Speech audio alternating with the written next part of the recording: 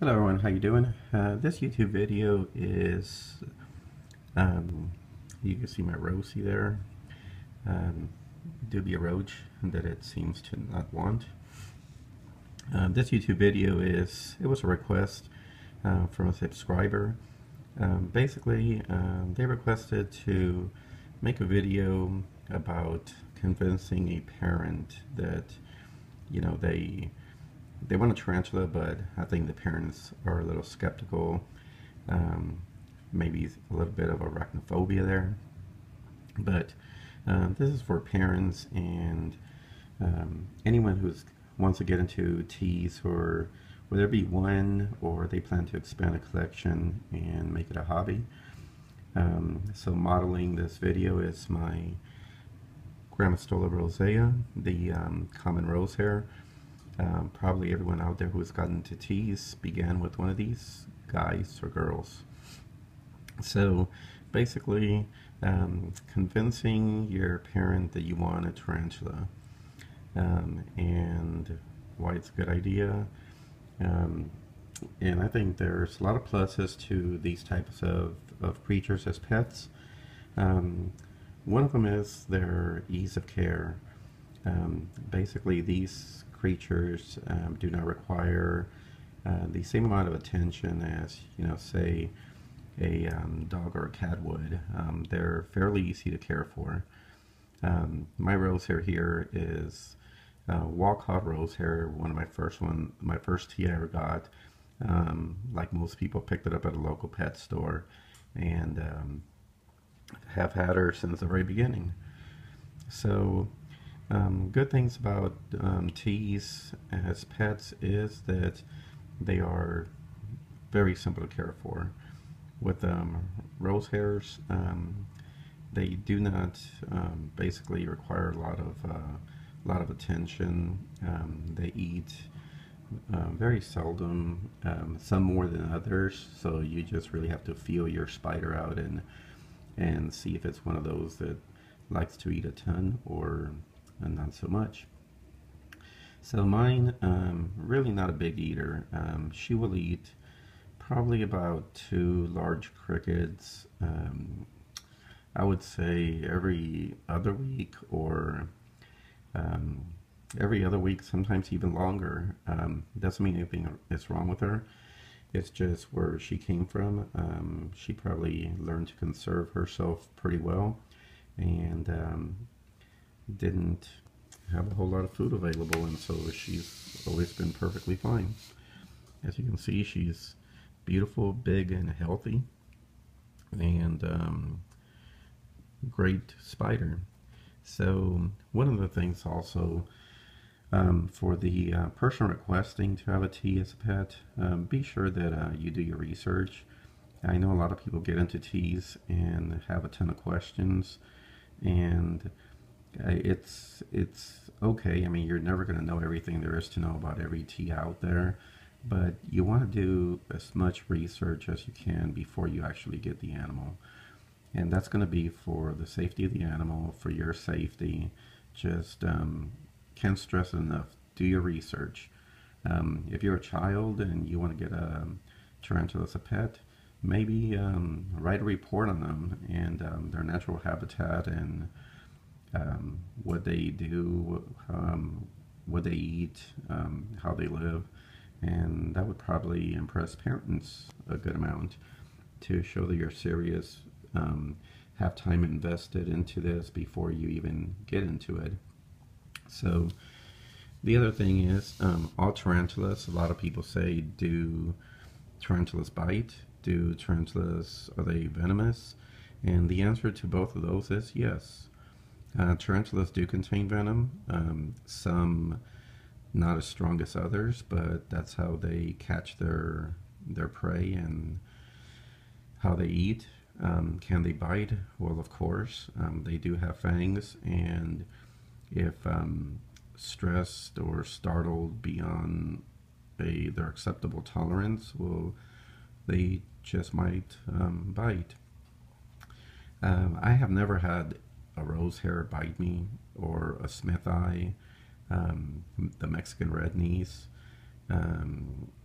Choco Goldeny is another great one. I have never had a bad experience with any of these teas. One of the popular teas that they have in the pet trade also, and they sell as a docile species, is the G. pulchra. Those I have had a few that have been a lot more skittish and a little bit more defensive than, say, a rose hair. So rose hair is a great starter tea, and a lot of people want to go for color right away and the really pretty ones, but a lot of those are for more experienced handlers. You don't want something that's going to have a ton of speed behind it, because it will surprise you. These creatures can be very, very fast. They can move quickly, and they can be out of their container and on the floor or on your wall in a matter of seconds. So get something that is going to be a little bit more relaxed and that is going to have a good temperament, and do tons of research before getting one. Make sure you're not allergic to insect venom. Very important, because then even a mild tea like this could definitely harm you. And also, you have to be very careful when either working around the tea or cleaning the enclosure, because a lot of them do urticate hairs, which means they kick hairs off their abdomen that go airborne, and those hairs are to ward off predators in the wild. Those hairs can fly around and they can get on your face, your eyes. So you always want to use caution when being around one of these creatures, for sure. But for the most part, super, super docile. As you can see, I can put my hand in here right in front of this tea. It knows I'm there. It senses vibrations, and it's not going to do anything. That's just the way they are. They're pretty docile creatures. Do not do this if you don't have experience, or you're a little skeptical, just because for the safety of the spider and yourself. As you can see, she just moved right there because I rubbed across the side of the enclosure, and that's what I mean. Sudden movements from the tea can catch you off guard. So if you don't know what to expect, definitely leave it alone and have it as a look and do not touch specimen. I'm going to touch her lightly on her legs so she knows I'm there, and as you can see, with a really light touch, they just basically walk around calmly. And I did put a piece of wood back there for, thinking she would take to a hide, but she never has, and chose not to. And so for those who will look at this video and say there is no hide, she just doesn't want one. Rosies are great, and I will probably do another video on care for this species. And this one is more just letting parents know what to expect with teas, and for anyone trying to get into them. Can't stress enough, research the animal before you get it, for the safety of the animal and yourself. Dubia roach still there. I'll poo that guy out. Also, your feeders for your tarantula are going to be either store-bought crickets, dubia roaches, gut-loaded crickets. Do not feed it anything from the wild that said might contain pesticides. Not a good idea. So just store-bought crickets. So if you're the type of person that does not like to come in contact with insects like crickets or small insects that can be used for feeders, then maybe a tarantula is not for you. Water dish, I fill it up every now and then, and keep the cage pretty dry. She likes it that way. Any moisture in there and she will begin climbing the walls. So like I said, I will do a follow-up video on care for this species, but this is just more for parents out there who are concerned. Get a proper container. This is a critter cage that has a sliding screen lid that locks. great container for a spider. These guys are pretty strong, so if you just put one of those lids on top of a 5-gallon tank, well, you never know. I've never had one escape, and I do have some like that, but I do not recommend it. You know, they're strong, and with the possibility of them pushing the lid off, it you know, possibly can happen. And you know, aside from just the spider pushing the lid and you know, just trying to get out, it could hurt itself, it could fall back on it. So proper container, proper enclosure is important. Water dish, just maintain your spider good. Treat it as what it is, as a living creature. Respect it and know what you're getting into, because it's I see a lot of these teas end up on Craigslist. Basically, people just getting rid of them because they thought it was the pet for them, and then they either get bored with it or they just, you know, don't want it anymore. If you're getting a tarantula, it's one of those pets you're going to look a lot at but not interact a lot with. Can you pick them up? Yes, you can pick them up. But with any tarantula, they are solitary creatures. They do like to be just left alone. They'll tolerate you picking them up, but it's probably not their preference. So as you can see, anytime you come in contact with it, it's not going to be like a dog where it just wants to be picked up or wants that attention. When you come in contact with it, it moves away. It's doesn't know what your intentions are. It's not one of those creatures you're going to want to constantly be picking up. I tell a lot of people that I sell teas to, if you absolutely have to pick up your tea, keep it to a minimum of every other week.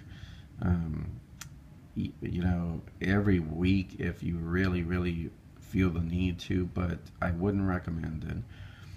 Better just left alone. And they like it quiet, they like it dark, they're nocturnal creatures.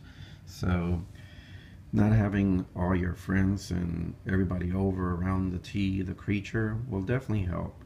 It's a display piece, respect it, and it will live a long time. They have a long lifespan. It's been said anywhere from 30-35 years in the wild, so in captivity your tea should last a while.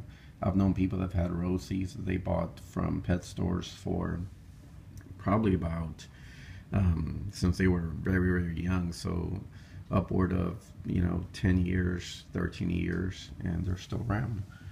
So they do make great pets. If you're a person that is just patient and just likes to observe the creature, great for parents and children to work on a project together and set up the enclosure, do the research on them, and you'll find as parents that is really rewarding. I have a 5-year-old who loves them, and she helps me out a lot, and she likes to help with the feedings. So there's a lot that could be done as, you know, just family type things whenever you have a creature like this.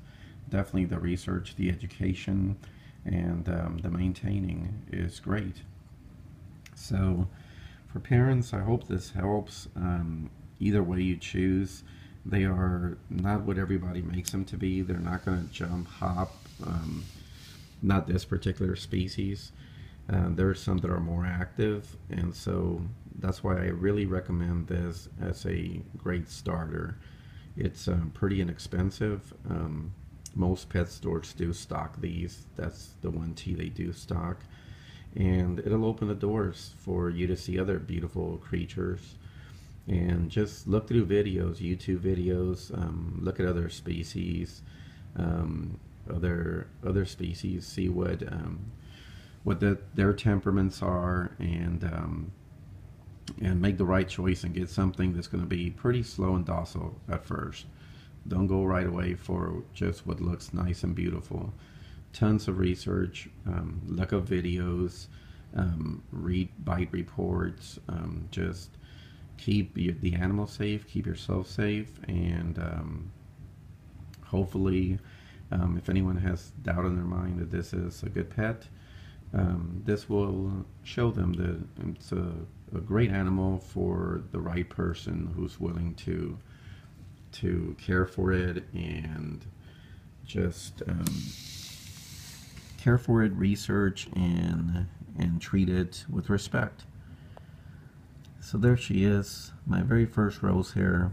One of my only teas that has a name, Andromeda.